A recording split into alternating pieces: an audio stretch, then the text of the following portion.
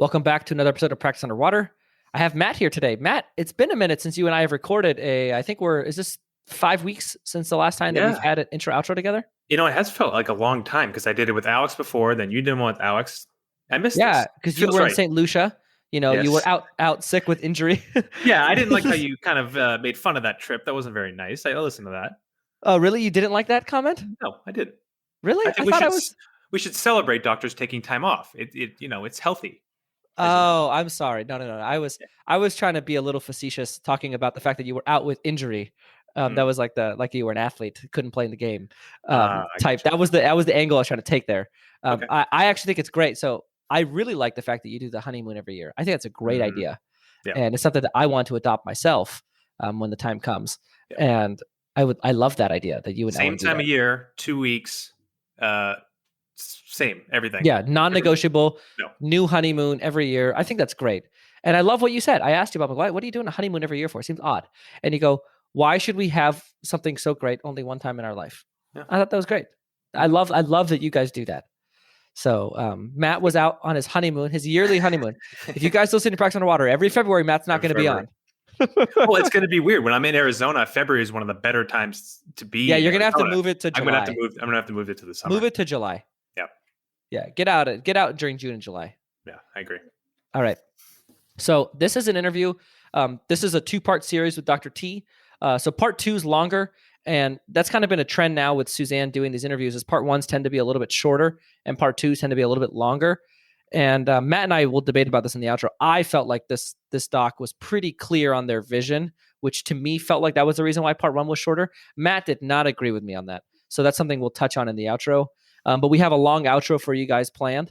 So we're going to jump into the interview, and then Matt and I are going to come back from the outro. And I got 8 bullet points of things we're going to be talking about. So it's a long. This is going to be a long outro. Beefy. Matt, is there anything to add to the interview anything you want to thinking about before we get started here? No, let's do it. This is our real doc, fake name, Dr. T. Suzanne, take it away. Okay, welcome to Practice Underwater. This is Suzanne, and I have with me today our real doctor, whose fake name is Dr. T. I was just telling him how much I liked saying Dr. T. Welcome. Yeah. Welcome to Practice Underwater, Dr. T. Thanks, man. Glad to be here. Awesome. Yeah. This is going to be a great show today. I'm excited. We have a great interview with Dr. T lined up. And so why don't you start off by telling us a little bit about the background of the practice? This practice has been here for about 40 years. I purchased it last fall. It has ancient equipment. The bare bones are certainly there to build something really nice here. They just have run it very slow and steady and not really a breakneck pace here, you know. Let's see. Let's give everyone a little bit of context. So as I look at the numbers, I see the seller did in 2019 a little under 1.3. And then in 2020, now, did you say you took over, you said? September 2020. Part of that year was yours. So let's see, pandemic year and you taking over a little over 1.1. Okay. Yeah, that sounds about right. Okay. So this year, if we continue on the path we're on here after first quarter, so you're on target to do about 1.25. Does that sound about right? A little under 2019's revenue? Yeah, that's probably about right. A little bit under. Yeah. Okay. So where do you want to be numbers wise? So a little bit more. It's not just a solo doc office here. So it's a little bit different. So we have 2 docs, 2 hygiene, 2 assistants, 3 front desk. We have 8 ops in this place. The office has just been run where each doc is working out of 1 chair at a time, 1 column, 1 hygienist. And they only use about 4 out of the 8 chairs in this place. They literally have half of this practice just sits there and does absolutely nothing day in, day out. And they still manage to crank out 1.3, 1.4 in collections, which all things considered, that's pretty damn impressive, I think. So I just looked at that and saw all of the unused capacity and the meat on the bones and the scheduling and said, I could really do something with this. We could, with 8 chairs, I don't see why I couldn't eventually get this thing up to 2.5 mil. Mm-hmm. Do you think it was just the seller's really laid back personality? Was that what the kind of driving force to not utilizing the space, having, obviously being overstaffed? Yeah, the way he explained it to me was that his mentor, like he was very much in the normal traditional, 2 hygiene per dock, and you work out of multiple chairs and hop around. And his mentor guy kind of grabbed him and said, you can work just 1 chair, 1 hygiene, and still make a really, really good living. And then he just followed that to a T. And he certainly did succeed. I mean, he was doing 3.5 doctor clinical days a week. And, he had paid off the practice a long time ago. So he was taking home a very nice, healthy salary, just having a nice life here. I just think that, especially with docs coming out of school now and the student loans that they have hovering over their head, I just can't afford to kind of just kick back and relax like that. And I just saw the bones on a practice to really grow it. Okay, now specify. So you said you have how many hygiene days? You have 2 hygienists, but how many hygiene days do you have in total a week? 7.5 days. Okay. And so you have 2 doctors still, right? Mm-hmm. Is this Yep. the seller now that is still stayed on, or is this another associate that you have? So the way they had it, again, this is unusual practice compared to a lot of standard ones. This other doc has been there for 30 plus years, and he worked as an independent contractor for the selling doc. And he had his own charts, and selling doc had his charts. They all sold all of their charts to me. So I'm 100% owner of this practice. And the independent contractor doc, who's been there for 30 plus years, is now my W-2, just standard associate doc. And he works Monday through Thursday, 8 to 5 with his hygienist. And I just swung into the selling doc schedule, which is Monday, Tuesday, Thursday, 8 to 5, Wednesday, half day. That's it. Nobody works Fridays. Nobody works weekends. Nothing else going on there. Okay. So 7.5 doctor days, 7.5 hygiene days sounds like. Yes. Okay. And then you said 3 at the front. Yeah, we got 3 at the front. Okay. So anything else you want to add here to the story before I ask you that question again in terms of numbers? Let's see. They also spend $0 on marketing completely. They have no Google or Yelp reviews of which to speak. As far as staffing goes, yeah, it's selling doc had his hygienist going whenever he's going, and the other hygienist goes whenever the other doc is going. That's the way it goes. Okay. You said, I have another question for you here. You said equipment. Yeah. Okay. So they were using paper charts, physical film x-rays, no computers in any of the ops. The computers at the front were running PBS, which is a software I had never even heard of. 2D pano film. Paper scheduling on the wife's calendar is how they were doing scheduling. Like just paper, pencil, and erase it and put in a crown prep, Wow. So when you walked in, you took a step back in time, didn't you? Oh, yeah. I got to send you pictures of this. Like Moses got a filling in one of these chairs, I'm pretty sure. On the side of my chair, there's for like patient entertainment, there's a legit, I swear to God, not kidding, Sony Walkman Velcroed onto the side of the chair. And I'm like, yeah. Some of this stuff eventually you can sell on eBay to somebody who wants to put it in a museum, right? Yeah. Or I'll just wait long enough so it comes back in style. Yeah, we're gonna go do retro, man. Yeah. Okay, so big question here then. You've been there Yeah. since September. What are we Mm-hmm. waiting for to make some of these changes? Oh, we have. So let's see. Okay. In December, I switched over to Open Dental. At least get us on some actual tracking software instead of PBS. I don't even want to learn the system because I'm not going to use it. So just get rid of that. So we switched over to Open Dental in December. I have a PPO fee negotiation company working on getting me a network and paying the fees. I bought digital x-rays for several of the ops. But because I don't have computers in the ops, it's like, okay, well, how are we going to do this? Like, what is the process and the series of, do we put ops in here first? But you kind of want to remodel the whole place. So you don't want to spend too much money on it, but you still do need the digital x-rays. I got a marketing company working on the website. We already did our branding and logo package.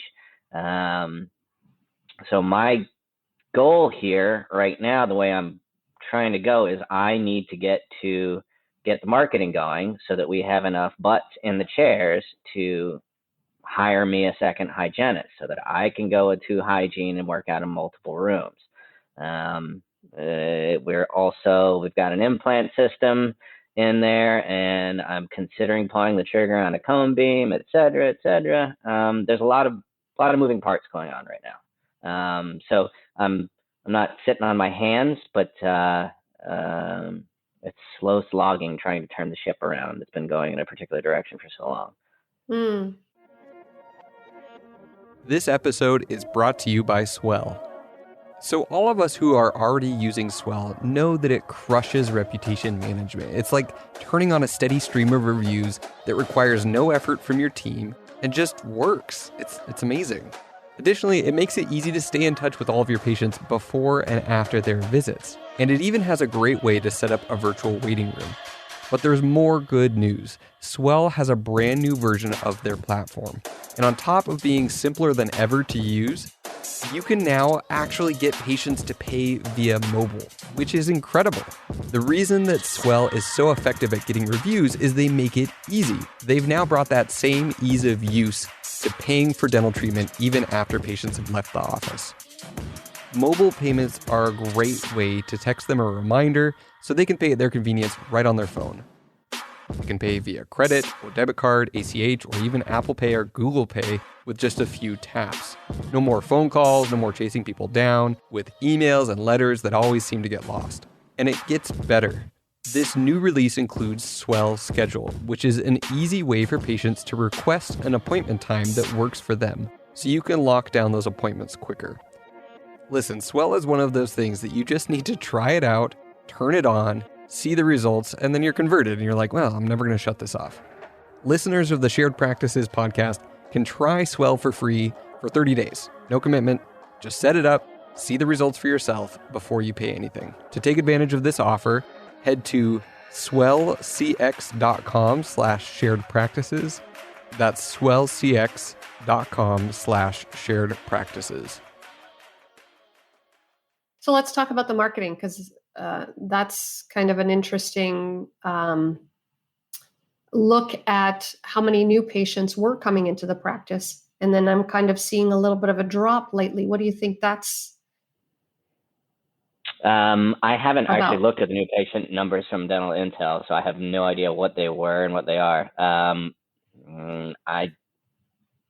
can't imagine it's much of a drop from where they were. They weren't getting a whole lot of new patients in. Well, I think it fluctuates, right? It's a kind of an up and down. Some months we've had 14 and 18. Last couple of months, I think 9 was probably the highest. Okay. Last month, 7. So definitely not a consistent pattern when it comes to new patients. Right. And you're definitely aware of that. It sounds like you're working on making some changes there. So you're working with a company and kind of looking at the marketing. 7 to And you've 20 new patients a month is not enough to keep one doc busy, let alone two. So, and on the review side, I mean, I've taken a look at the website too, in terms of what you currently have, and there are no reviews, so you know how you're going to grow that, right? You're going to implement Swell, and really get that going. Okay, good. Yep. So, again, where do you want this practice to be? Because we talked numbers wise, and so I want to get a sense of your vision for the practice. Are we talking, in the end or in the near future, in the first year? Let's talk near future. Let's talk near future first. Ultimately, what are you wanting, say, the next, year or two to look like?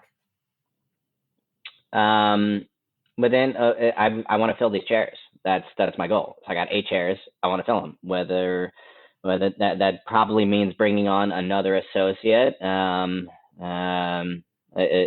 I'm not going to push the other doc's been working the way he has, 1 hygiene, 1 chair. Like, he's not going to change the last 5 years of his career. So I'm happy just him plugging along, doing whatever he's doing. I certainly need 2 hygiene for me and a couple of chairs, which leaves room for either a third associate and hygiene, or bring in a specialist or something like that. My eventual goal is to utilize the space that I have. As far as numbers wise, I've never owned a practice before, so I don't know what 8 ops can generally produce, but it's certainly more than the 1.3. So you're definitely not lacking space, for sure. And your issue is the patient flow. Your issue is not the space, right? Correct. So now you have a tendency to be a little higher on the doctor's side.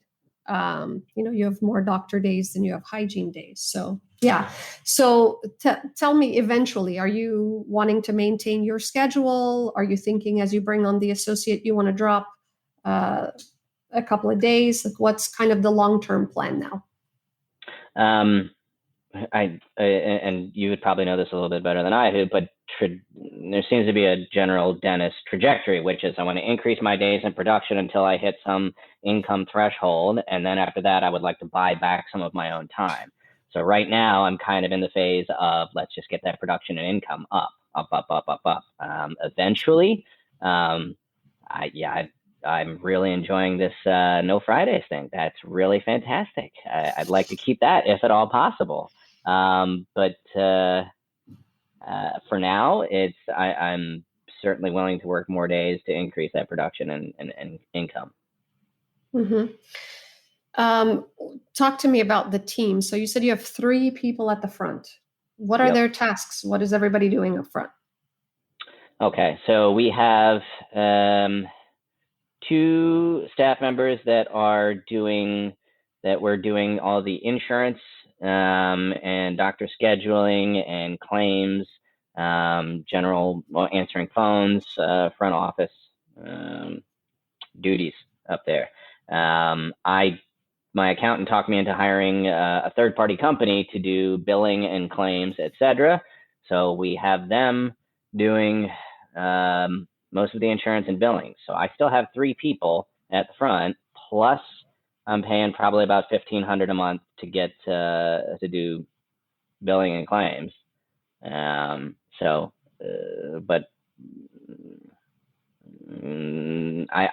was kind of hoping that by bringing this person on, theoretically what was going to happen is that would free up a lot of time for the girls at the front, and they'd be able to take on other duties, etc. Maybe even not have to hire another person to be an assistant for when we start working out of more rooms. But it doesn't seem to have panned out thus far.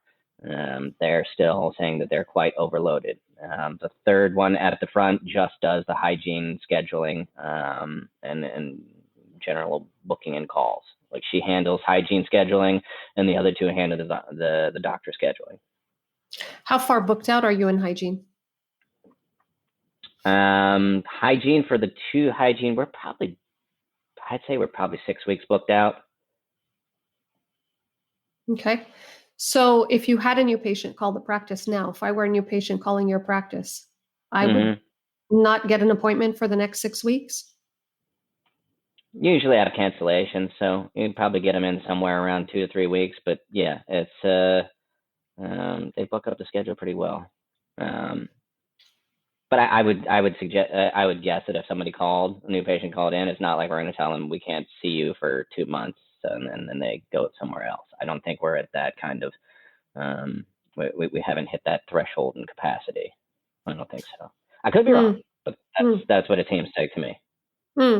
So you talked about cancellations and no-shows. Just peeking in dental intel here, it seems to be a high cancellation and no-show rate, right? Are you aware of that? I am not aware of that. I literally have switched over to Open Dental and Dental Intel, and was not looking at the numbers at all.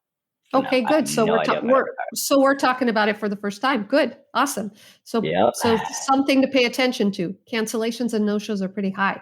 And if I add up both of those together, that's about a week of hygiene there that fell out of the schedule for I'm looking at March.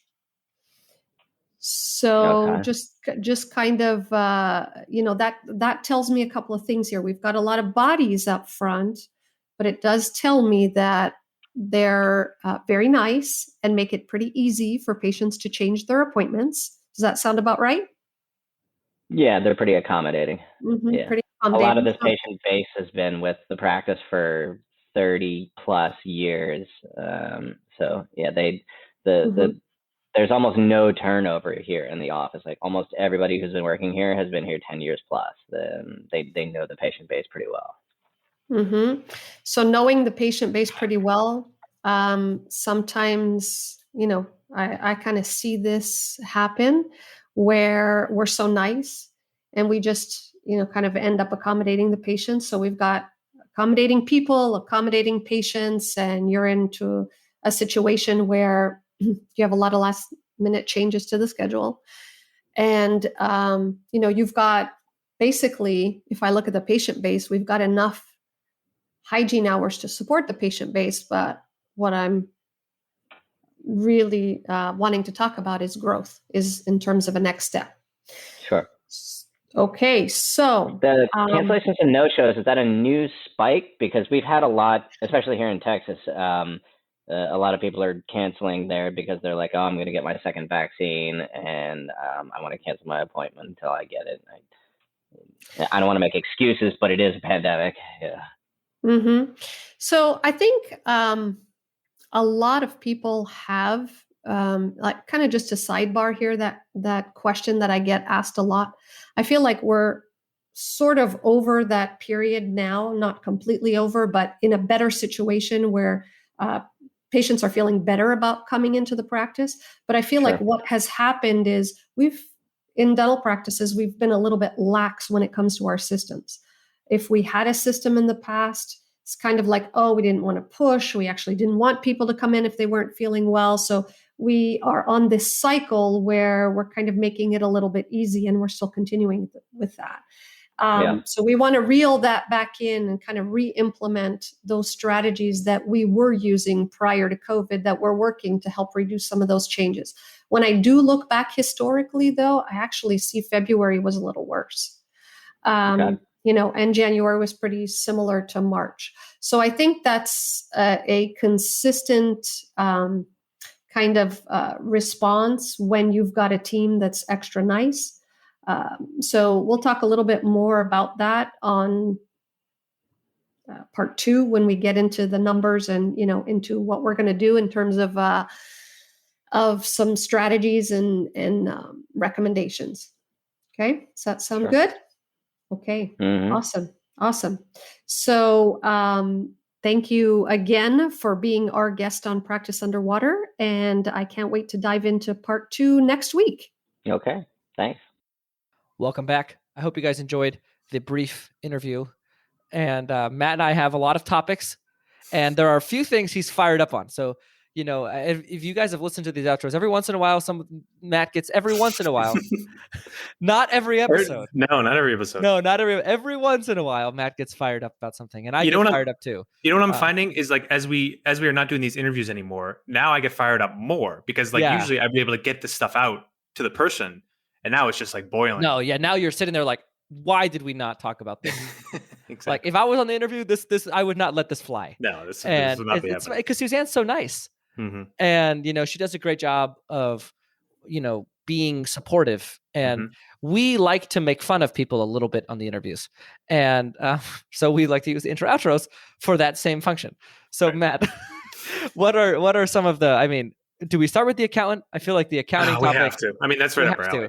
So hold on, for anyone that hasn't heard, we have taken our feelings of accountants public. So we've had these feelings for a long time, and we've sort of played nice in the sandbox, and we really haven't been honest, and we've just kind of shared our views.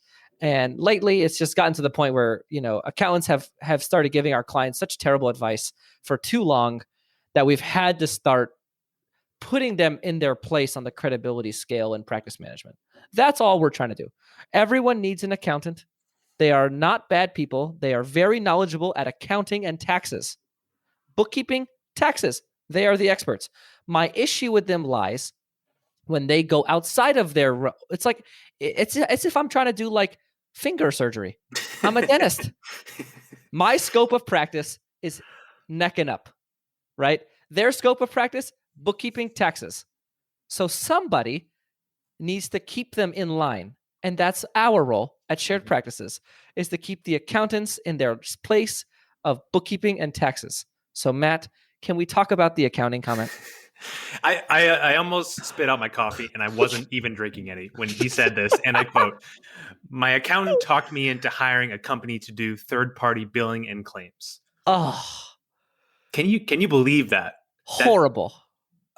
So what is in that accountant's head when he's giving that advice? He's really trying to help, right? Like that's where he's coming from. So this is the thing. Accountants think they know the answers to these things because they've seen a lot of clients that have done certain things, and they talk to the clients that are doing well. They go, "What do you do?"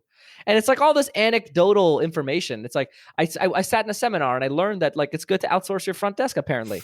And so like I'm just going to tell my clients to do the same thing because like I'm the accountant, and the accountant is the most trusted advisor in dentistry right now. So if you ask a dentist like their most trusted advisor, it is accounting. And that's where I view the biggest problem, because they get stuck because they'll ask them practice management advice that they should not be asking their accountant.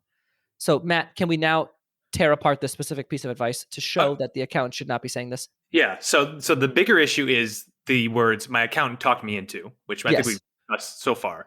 But let's talk about the details of what he said he talked this person into doing. Yes. Hiring a third party for billing and claims. This Dr. T, has 3 at the front and 2 hygienists. So he has 1,400 patients with 3 front desk, and they are not able to bill and do insurance claims. That's the advice he's giving? Pay $1,500 a month instead of getting your staff to do it? What? And it's funny. It's like, even for an accountant, this is bad advice. Because if I'm an accountant, I'm looking at the staff overhead percentage on this, and I'm like, staff overhead is too high. So an accountant should be able to figure out that this office is overstaffed at the front desk, or at least appropriately staffed. They should be able to figure that out. So what got in this accountant's mind to tell them to further outsource more front desk duties, even though they have 3, makes no sense. I don't know. None. Maybe he saw the AR was high and was like, we got to do something about this.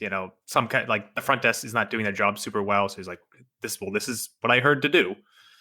And we've done this on occasion in practice where so I think outsourcing is not a one size fits all in our mind. So it's very office dependent based on the staff, the team, their strengths, weaknesses, goals in the practice, how fast it's growing, a lot of factors to decide on outsourcing. And that's our coaching department, right? They're the ones that on an individual basis will look at the analytics of a practice, look at the needs, look at the staff makeup, and make that decision. A blanket statement to a dentist who has 3 front desk with 1,400 active patients doing 1.2 million to outsource their billing is just a lack of, it's irresponsible. Yeah. It's malpractice to be giving that bad of advice from an accounting person. And you're an accountant, like you're increasing their costs. Yeah. Like that, I don't understand. Like some bad account advice I can at least understand from an accounting perspective. This one doesn't make sense even from an accounting perspective. Well, okay. So let's switch into Dr. T now. So the person taking this advice, and it's kind of a theme that he talks about a lot, where the staff will tell him things and he just takes them at their word. Like, I work up front and I'm swamped and I don't have anything, like I can't fit in any more stuff to do, or everyone's scheduling the next appointment, or no one's canceling and not showing up. All these things that Dr. T, 9 months in ownership is still taking his staff blanket word for, instead of maybe using dental intel to check on these things. His leadership right now is pretty poor, I would say. So you talked about him not using analytics. So that really bugs you, huh? Yeah, because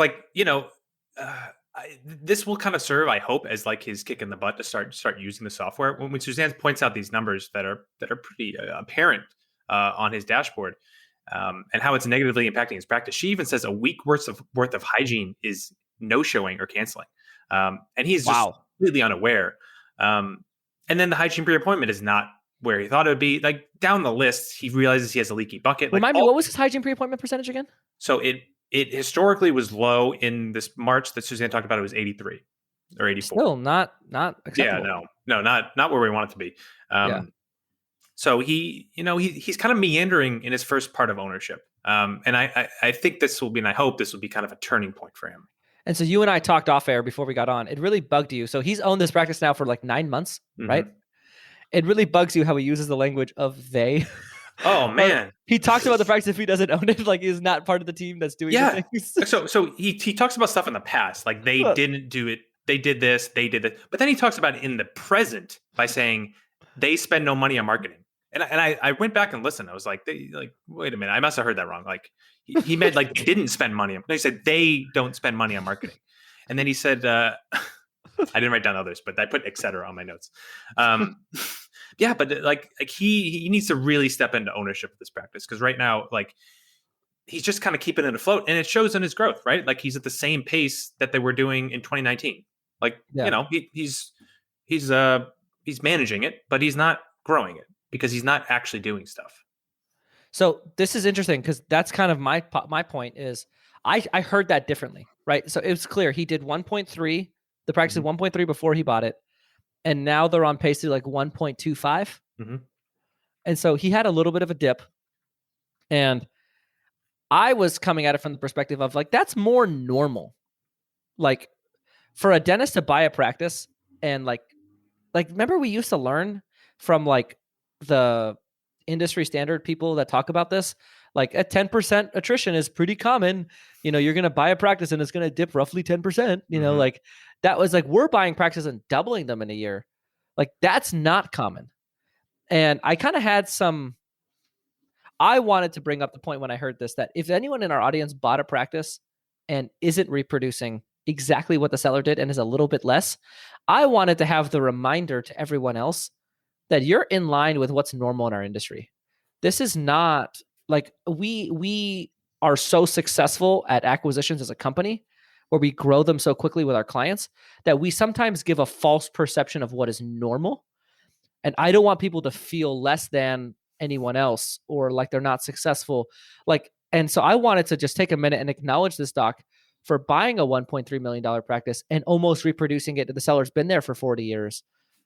That in and of itself, I don't think we talk about that enough. And I think it's a healthy reminder for our listeners that if you're in the situation where you bought a practice and it's not having explosive growth that we talk about so much, that's okay. Like, I think that needs to be said more. Yeah. And so I wanted to use this opportunity. He did not reproduce, and that's not on, I mean, yeah, we're going to talk about how he could have grown, because obviously that's what we do. So like, we'll see that. But I want to first, before we get into that, before we go to part 2 and talk about all the opportunities he has and using analytics to grow his practice aggressively, I want to first talk about the fact that it's okay that he has not in 9 months grown the practice. That's okay. And that's normal. And the fact that he's reproduced for most docs outside of our circle of shared practices is a win. All right. I'm gonna acknowledge that, and I am gonna push back on it. That needed to be said, so thank you for that. It's a nice point that, this is typical, right? Like, yeah, I just wanted people to know, yes, they're not the worst in the world. Like, I just don't want people to feel like the worst or like they're bad. They're not doing bad. He's not doing bad. But he's doing average to good. Here's the pushback. He says he's come to us to be on the show and said, I want to do 2.5. I want to double the practice. Now, one of my major gripes and one of the things I would have pushed him on was, okay, by when? Like, when are we doing this? He never says. So he wants to fill the chairs. He just fill the chairs, get to the number. So like, the vision for me is not super clear. There's no deadlines.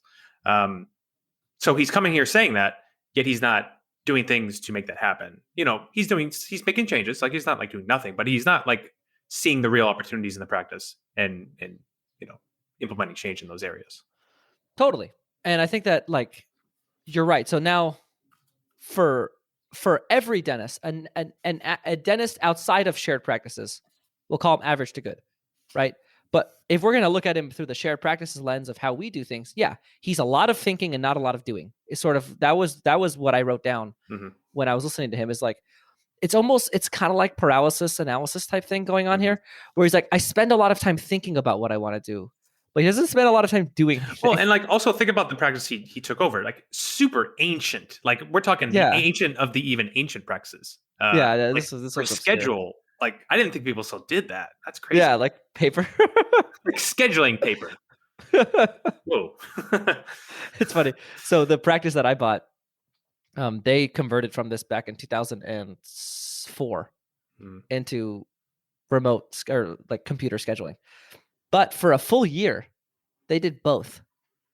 They did paper and computer because they were afraid that the computer would erase and they would need the paper to know what's on the schedule. So they didn't. They took them a year to trust the computer. they probably didn't want to transfer in the late 90s because of the Y2K would have erased the whle practice. Probably would have been gone in 2000. So they didn't wait till after that because the computer could not handle changing the one in front of the year to a 2. That was funny. That's so good. So but it brings up the point of like, this practice brings up a lot of obscure practices, that are being done in dental offices today. And that's the thing, like acquisitions come with so many great things. You got an overdue recare base, you got a stable staff, you got a stable patient base, you've got a location, you got a faster timeline into ownership, so many advantages. There are these quirks with every acquisition where it's hard to standardize an acquisition because of the quirks.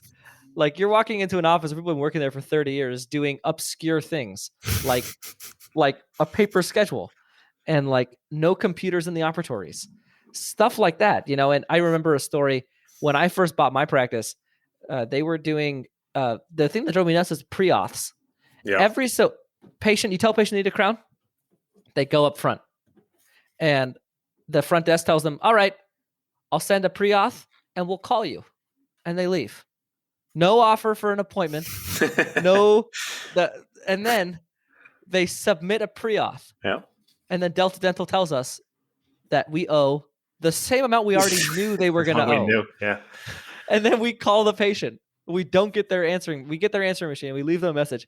Hey, this is, blank from our practice. And we're calling to tell you that you owe this much if you want that crown that we talked to you about 2.5 weeks ago.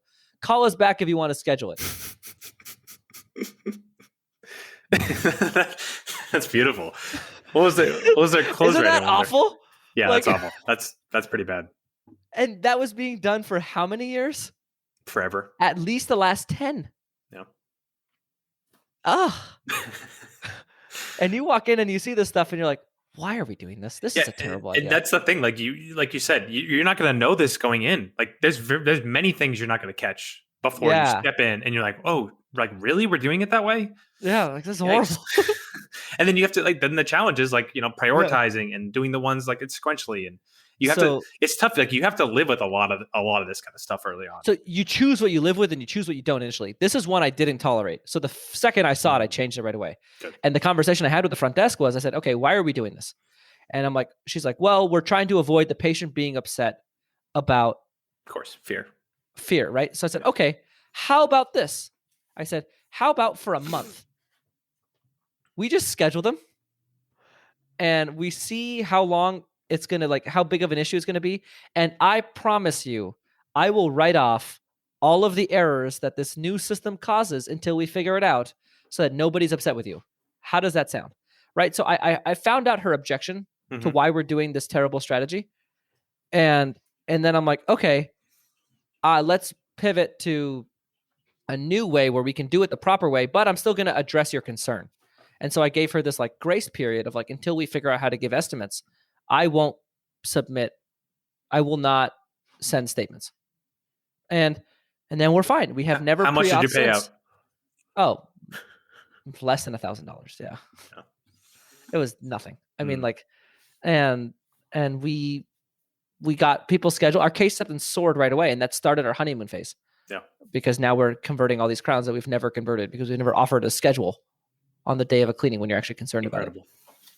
Incredible. Matt, do you have anything like that you can remember from your practice?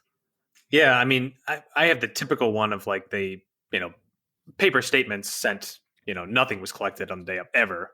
No way. No, never. And I feel like that one's pretty typical. Like you hear That's that very common. So how did you handle that one? That's a common one. Let's talk about it. We've never talked about that one. That one, I didn't change that one until a little while into it. And I want to say like maybe a year into ownership, I started like introducing it. And then like a year and a half to 2 years, I was like, okay, you have to do this. Like, so it was a hard one. Like nobody wanted. Patients object? Oh yeah, big time. Like, oh yeah, I'm not paying right now. I always pay my, so they take offense to it because like, it's like you're telling them you don't trust me to pay my bill. No, I'm going to pay my bill.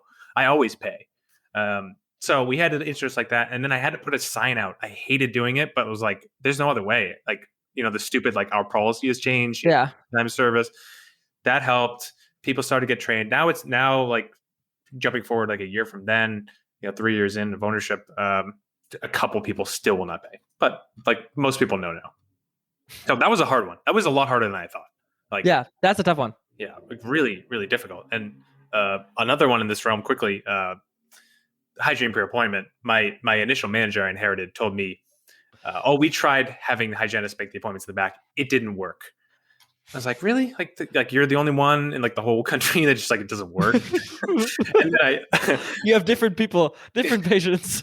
Yeah, and I didn't have analytics then, so I flashed back once I got analytics. The first month I took over, my hygiene pre-appointment was 33%, I believe, somewhere in that realm. Oh, that's horrible. Yeah. So the thing they were doing instead was clearly working more than the hygienist making them. That What's your pre-appointment now? 92, maybe like 90, low 90s. That's very good. Yeah, I say that's work. I say that's about roughly triple what they were doing. So I didn't. So you had the nuance of how you handled it with your manager. I didn't have that. I just basically said like, we're doing it. Go figure. That person leaves in a couple months, quits. So it's funny because like I think for us, we really, I've learned the skill of like getting the staff on board with trying something new and like kind of massaging change and like helping them through it. That's something that you've learned from me, I think, more than initially had. But I think that it helps in those conversations. But yeah, I mean, sometimes practitioners are doing obscure things and you just kind of got to do the way that it is. Last point I have to talk about, it would not be a George thoughts on an episode if I'm not talking about the fact that there's 7.5 doctor days and 7.5 hygiene days. That drove me nuts when I saw it. It's offensive. Like it is. So Matt, can you for our listeners, can you talk about why this is such a big issue? I mean, 1-to-1 doctor hygiene, like they were doing 1.3 and they didn't see a need to change it. And like, but this guy knows better. He knows different. They're booking out 6 weeks for new patients. They have a leaky bucket that he finds out in the episode, and they talk more about in part 2. He has the patience for it to open it up now. And that's a point Suzanne makes, and she'll make, put drive home more in part 2. But that 1 to 2 doctor to hygiene ratio is what we really are striving for. Even if it's 1 and 1.5, on your way to 2.